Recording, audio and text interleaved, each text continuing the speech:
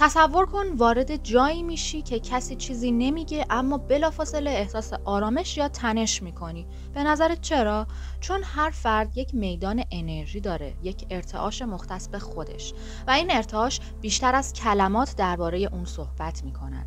بعضیا رو که میبینی حس سبکی، آرامش و الهام میگیری، انگار که نور نامرئی دارن، اما بعضیای دیگه هر چقدر که لبخند بزنن ولی انگار سایه‌ای از سنگینی همراهشونه. پس راز این افراد با ارتعاش بالا چیه؟ چطور انرژی اونها متفاوت از بقیه است؟ درود میفرستم بهتون. من هانیل هستم و به چنل در جستجوی معنا خیلی خوش اومدین. توی این قسمت افراد با ارتعاش بالا رو بررسی می‌کنیم و در انتهای ویدیو چند تکنیک بهتون یاد میدم که چطوری میتونین خودتون هم ارتعاشتون رو بالا ببرید. تو فقط یک بدن فیزیکی نیستی، بلکه چیزی فراتر، چیزی که نمیتونی اونو با چشم ببینی اما میتونی اون رو حس کنی، چیزی که اطرافت رو احاطه کرده، با تو زندگی میکنه و تو رو به جهان متصل میکنه. قلب تو یک ژنراتور الکتریکی قویه و مغز تو یک فرستنده اطلاعات. هر احساسی که تجربه میکنی یک سیگنال الکتریکی در مغزت و یک موج مغناطیسی در قلبت ایجاد میکنه. اما این فقط شروع ماجراست. وقتی احساسات درونیت شادی، عشق، قدردانی و آرامش باشن، میدان الکترومغناطیسی اطرافت قوی‌تر و منظم‌تر میشه. دقیقاً مثل زمانی که یک دریا آرام و شفافه. اما وقتی در استرس، خشم یا ترس فرو میری، این میدان بی‌نظم، متزلزل و آشفته میشه. درست مثل یک دریایی که طوفانی شده. میدان انرژی تو چیزی فراتر از بدن فیزیکیته. حاله تو انعکاسی از ارتعاشات درونیته. وقتی ارتعاشت بالا باشه، حالت درخشان، وسیع و شفاف میشه. افراد ناخودآگاه به سمت جذب میشن. احساس میکنن که چیزی در تو متفاوت از بقیه است. انگار وقتی که در جمعی حضور پیدا میکنی، حضورت کل انرژی اون جمع رو تغییر میده. اما وقتی ارتعاشت پایین باشه، حالت کدره، محدود و فشرده است. احساس خستگی، بی‌انگیزگی و قطع ارتباط از دو جهان در تو شکل میگیره. تحقیقات علمی نشون دادن که قلب میدان مغناطیسی تولید میکنه که تا چند متر از بدن ما امتداد داره. این میدان تحت تاثیر احساسات و افکار ما تغییر میکنه. مؤسسه هارتمت نشون داده که وقتی فردی در وضعیت عشق، شکرگزاری و هماهنگی درونی قرار میگیره، میدان قلبش منظمتر، قدرتمندتر و متعادلتر میشه. این همون چیزیه که افراد با ارتعاش بالا به صورت طبیعی تجربه میکنن. حالا چرا این موضوع مهمه؟ چون میدان الکترومغناطیسی تو مثل یک آنتن با میدانهای اطراف تو در تعامله. اگر ارتعاشت بالا باشه، ناخودآگاه افراد و موقعیت‌هایی رو جذب می‌کنی که با انرژی تو همخونی دارن. اما اگر ارتعاشت پایین باشه، جهان فقط همون فرکانس رو به تو باز می‌گردونه و توی موقعیت‌های پایین‌تر ممکنه قرار بگیری. و حالا راز بزرگ اینه که جهان به آنچه که میگی گوش نمیده، بلکه به اونچه که احساس میکنی پاسخ میده. تحقیقات مؤسسه هارتمت نشون میده که میدان الکتریکی قلب 100 برابر قوی تر از میدان الکتریکی مغزه. وقتی در حضور یک فرد آرام، مطمئن و پر از عشق هستی، بدن تو رو به صورت ناخودآگاه با انرژی اون هماهنگ میکنه. مثل یک ساز کوک شده که به سیم‌های دیگه هم ارتعاش میده. کسایی که ارتعاش بالایی دارن ذهنشون توی گذشته یا آینده سرگردان نیست. اونها در لحظه حال حضور دارن.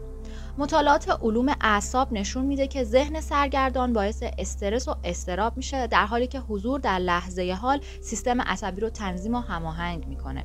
افراد با ارتعاش بالا گذشته رو رها کرده و نگران آینده نیستن. اونها در اینجا و اکنون کامل و متعادل حضور دارن. اونها احساسات و افکارشون بر بدن و دی ان ایشون تاثیر میذاره. دکتر بروس لیپتون، متخصص زیستشناسی سلولی، نشون داده که احساسات مثبت دی ان ای رو گسترش میده و بدن رو به حالت ترمیم میبره، در حالی که استرس و ترس دی ان ای رو منقبض میکنه و سیستم ایمنی رو تضعیف میکنه. کسایی که ارتعاش بالایی دارن افکار و احساساتشون رو آگاهانه انتخاب میکنن. اونها خودشون رو قربانی احساساتشون نمیبینن، بلکه احساساتشون رو میسازن و هدایت میکنن. اونها به جای ترس عشق رو انتخاب میکنن. تحقیقات نشون داده که 2 احساس اصلی در بدن ما وجود داره: ترس و عشق. وقتی در حالت ترس هستیم، سیستم جنگ یا گریز فعال شده و بدن به حالت بقا میره. اما وقتی در حالت عشق و آرامش باشی، سیستم ایمنی تقویت میشه و بدن به سمت رشد و ترمیم حرکت میکنه. این افراد آگاهانه عشق، قدردانی و مهربانی رو انتخاب میکنن، نه به این دلیل که ساده لوح هستن، بلکه چون میدونن این احساسات اونها رو قوی‌تر، هماهنگ‌تر و سالم‌تر میکنه. کسایی که ارتعاش بالایی دارن با طبیعت، کائنات و میدان انرژی جهان همراستا هستن. فیزیک کوانتوم نشون داده که همه چیز در یک میدان انرژی به همدیگه متصله. گرگ بریدن و نیکولا تسلا نیز گفتن که انسان درون یک شبکه اطلاعاتی زندگی میکنه که با احساسات و افکار اون تعامل دارن. افراد با ارتعاش بالا این اتصال رو حس میکنن. اونها احساس جدایی از جهان رو ندارن، بلکه خودشون رو بخشی از یک نیروی بزرگتر میدونن. به خاطر همین در برابر مشکلات دچار وحشت و ناامیدی نمیشن، بلکه به زندگی و کائنات اعتماد دارن. به خودت نگاه کن، به میدان انرژیت، به احساساتت. آیا ارتعاش تو بالاست یا هنوز با سنگینی‌های از گذشته، افکار منفی و ترس‌های القا شده درگیر هستی؟ حالا لحظه انتخاب کدوم فرکانس رو میخوای به هستی بفرستی. نیویل گادارد میگه که واقعیت تو بازتابی از حالت درونی توست. اگه میخوای بدونی ارتعاش تو چیه، کافیه به زندگیت نگاه کنی. جهان آینه آگاهی خودته. افرادی که در سطح بالایی از آگاهی زندگی میکنن باور قوی دارن. اونها نیازی به اثبات ندارن، چون میدونن. تجسم عمیق و زنده‌ای دارن. وقتی چیزی رو تصور میکنن انگار همین حالا در اون زندگی میکنن. احساساتشون کنترل شده و هدفمنده. نوسان احساسی ندارن، چون در حالت بودن دلخواهشون ثابت میمونن. نسبت به واقعیت بیرونی بی‌تفاوتن. براشون مهم نیست که توی دنیا چی میگذره. اونها با واقعیت ذهنیشون زندگی میکنن و از جمله قدرت خلق بالایی هم دارن. چیزی که میخوان میبینن، حس میکنن و سپس به دستش میارن و اتفاق میافته. در واقع این افراد نیازی ندارن که دنیا به اونها ثابت کنه که چه چیزی حقیقت داره. اونها حقیقت رو درون خودشون احساس میکنن و چون احساس همون رازه، واقعیت بیرونیشون رو تغییر میدن و با اون همسو میشن. گرگ بریدن، دانشمند و محقق، همیشه در مرز بین علم و معنویت حرکت کرده. گرگ بریدن میگه که احساسات ما کدهایی هستن که با میدان کوانتومی ارتباط برقرار میکنن. افرادی که ارتعاش بالایی دارن این رمزها رو درک کرده و آگاهانه از اونها استفاده میکنن. این افراد واقعیت رو نه فقط با فکر، بلکه با احساس خلق میکنن و در هماهنگی با طبیعت و جهان هستن، چون میدونن که ما بخشی از این میدان انرژی هستیم، نه جدای از اون. اگر میخوای بدونی که از اطرافیانت کدومشون ارتعاش بالایی دارن، به این نشونه هایی که میگم توجه کن. گاهی اوقات در میان جمعیت چشمت به یکی میفته که متفاوته، اما نه به خاطر ظاهرش و نه به خاطر چیزی که داره میگه، به خاطر احساسی که به تو القا میکنه. انگار اون از یه دنیای دیگه میاد. حضورش سبکه اما قدرتمند و آروم، نافذه اما بی صدا و تاثیرگذار. در واقع این افراد انگار خودشون یک میدان مغناطیسی قوی هستن، اما اصلا برای وجود این میدان تلاش هم نمی کنن. وقتی کنارشون هستی، حتی اگر هیچی هم نگن، توجه ها بهشون جلب میشه. اصلا نیازی به جلب توجه ندارن، بلکه این جهانه که به سمت اونها جذب میشه. آیا تا به حال کنار کسی بودی که فقط حضورش اضطراب است و دور بکنه؟ دقیقاً این افراد مثل یک منبع انرژی زنده ان. در واقع این افراد شفاف و واقعی به نظر میرسن، بدون نقاب. در یه جهانی که پر از فریب و تظاهره، اونها حقیقی هن. چشمانشون، صداشون، حرکاتشون، همه چیزشون با هم هماهنگه. وقتی با تو صحبت میکنن، حس میکنی واقعا دیده و درک شدی. تو نمیتونی از اونها دروغ بشنوی، چون اونها خودشون رو حقیقت تجسم کردن. وقتی که کنار این افرادی، زمان کنارشون کنتر حس میشه. حس میکنی که همه چیز آرومتر، روشنتر و سبکتر شد، مثل اینکه جهان برای لحظه دست از عجله کشیده باشه. چرا؟ چون اونها در لحظه حال زندگی میکنن و به این انرژی رو به تو هم منتقل میکنن. یکی دیگه از ویژگی هایی که دارن اینه که چشمانشون برق خاصی داره. تو نمیتونی دقیقاً بگی که این چیه، اما یه چیزی در نگاهشون هست که متفاوته. نه مغرور هستن، نه ترسیده، نه خسته، بلکه خیلی عمیق و نافذن و آگاه. انگار چشمانشون فراتر از این دنیا رو دیده. اونا نمیترسن که تنها باشن، اما همه میخوان کنارشون باشن. چیزی که توی اونها هست نشون میده که اونها وابسته به دیگران نیستن. اونها از تنهایی فرار نمیکنن، چون خودشون بهترین همراه خودشون هستن. اما این همون چیزیه که دیگران رو به اونها جذب میکنه. طبیعت به افرادی که ارتعاش بالا دارن پاسخ میده.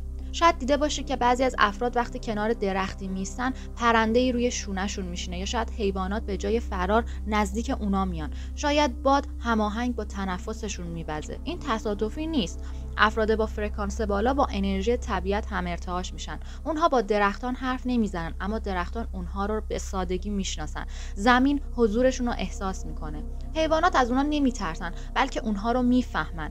یه سگ ممکنه از غریبه ها بترسه، اما نه از فردی که ارتعاش بالایی داره. یک گربه شاید محتاط باشه، اما روی پای اون فرد آروم میگیره. یه پرنده شاید از انسان‌ها فاصله بگیره، اما روی دستان فردی که ارتعاش بالا داره فرود میاد. چرا؟ چون اونها انرژی دارن که تهدید کننده نیست، آرامه اما قدرتمنده. حیوانات به سادگی انرژی رو حس میکنن. شاید کلمات رو نفهمن، اما زبان کائنات زبان ارتعاشات و احساساته. و اگر کسی بدون ترس، بدون خشونت، بدون نیت بدی که درونشه حضور داشته باشه، حیوانات اون رو مثل یکی از خودشون میپذیرن و به اون اعتماد میکنن. زمین، آب، آسمان همه با اونها هماهنگن. شاید دیده باشی که بعضی‌ها وقتی در طبیعت قدم میزنن هوا تغییر میکنه. خورشید از میان ابرها بیرون میاد، باد میایسته، یا شاید بارون آرام آرام میباره. نه مثل طوفان، بلکه مثل یک نوازش. اینا توهم نیست. اونها چنان با طبیعت هم ارتعاشن که محیط اطراف با اونها واکنش نشون میده. مثل دو سیم گیتار که در کنار هم بدون لمس به ارتعاش در میان. وقتی کنار درختی میایستن احساس انرژی میکنن. اونا نمیگن که این فقط یه درخته، بلکه حس میکنن که این درخت زنده و پویاست. میدونن که درخت‌ها هم با هم حرف میزنن، که ریشه هاشون به هم متصله. و گاهی وقتی در سکوت کنار درختی میایستن انگار درخت هم جوابشون رو میده. حالا سوال اینجاست که تو در چه ارتعاشی زندگی میکنی؟ آیا میخوای ارتعاشت رو بالاتر ببری تا آدم‌های هم فرکانست به سمتت بیان؟ میتونی غذای ارتعاشی بخوری، چیزی که بدن و روح تو زنده میکنه. هر چیزی که میخوریم یک انرژی داره. غذاهای طبیعی، تازه و پرنور انرژی تو رو بالا میبرن. میوه ها، سبزیجات و دانه ها همه در هماهنگی با طبیعتن. اما غذاهای مصنوعی و فرآوری شده خب پر از سمومن. اونها انرژی تو پایین میارن. سنگینی، خستگی و کندی ذهن نتیجه همین تغذیه نادرسته. غذا تو آگاهانه انتخاب کن، چون بدن تو معبد انرژی درونته.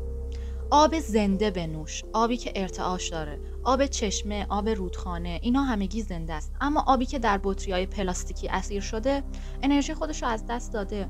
آبی بنوش که حرکت داشته، که نور خورشید رو دیده و از دل زمین اومده، و قبل از نوشیدن با نیت و قدردانی از کائنات اون رو بخور. افکارت رو پالایش کن. هر فکر یک موج انرژیه. افکار منفی مثل سایه‌های سنگین تو رو پایین میکشه، اما افکار روشن تو رو بالا میبره. هر بار که ذهن تو شروع به افکار سنگین کرد، بپرس آیا این فکر انرژی منو بالا میبره یا پایین میاره؟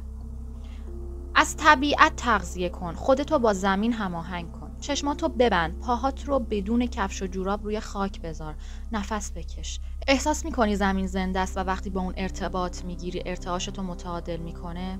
هر روز زمانی رو در طبیعت بگذرون، حتی اگر فقط لمس کردن یک برگ از یک درخت باشه. راجع به انرژی که زمین داره قبلا یه ویدیو ساختم که چطوری میتونین ازش استفاده بکنین، براتون پین میکنم، میتونین تماشا بکنین. بدن تو به حرکت در بیار. بذار انرژی در تو جاری باشه. انرژی که راکت بمونه مخربه. باید حرکت کنه، باید جریان داشته باشه، مثل یه رودخونه. رقص کن، یوگا کار کن، راه برو، نفس عمیق بکش. هر کاری که بدن تو زنده نگه میداره، مثل ورزش کردن. اگر بدنت سنگینه، انرژیت هم سنگین خواهد بود. پس بجنب. موسیقی های خاص گوش کن، فرکانس هایی که روحت رو بیدار میکنه. هر صدا یه فرکانس داره. موسیقی های سنگین پر از خشم و ناامیدی و ارتعاش پایینن، اما موسیقی هایی که فرکانس 433 هرتز، 528 هرتز یا اصوات طبیعت رو دارن، اونها انرژی تو رو به هماهنگی میرسونن. گوشات رو به فرکانس هایی بسپار که تو رو سبکتر میکنن. راجع به موسیقی بیشتر باید باهاتون صحبت کنم.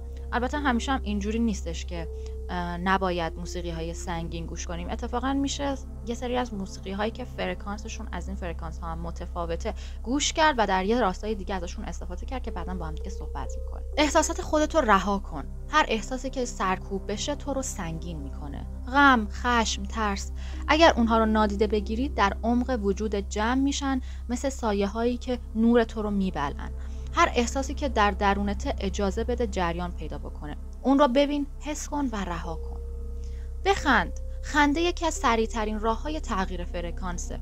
وقتی میخندی انرژیت فوراً تغییر میکنه. همون لحظه میدان الکترومغناطیسیت بزرگتر و هماهنگتر میشه.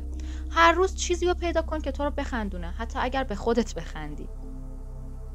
بخشنده باش. ارتعاش عشق رو بفرست. وقتی چیز رو از روی عشق و بدون توقع میبخشی، فرکانس تو بلافاصله بالا میره، چون تو دریافت کننده همون چیزی میشی که ارسال میکنی. هر روز میتونیم چیزی رو ببخشیم، حتی اگر فقط در حد یک کلمه مهربانی کردن و دادن حس خوب به دیگران باشه. مراقبه کن، خودت رو از هیاهوی دنیا بیرون بکش. چشماتو ببند، نفس عمیق بکش، سکوت رو حس کن. در این سکوت ارتعاشات خودتو پیدا کن. هر روز دقایقی رو در سکوت بگذرون، همونجا که انرژی تو تصفیه میشه. و حالا یه نگاه به خودت بنداز. کدوم یک از این کارها رو توی زندگیت انجام میدی؟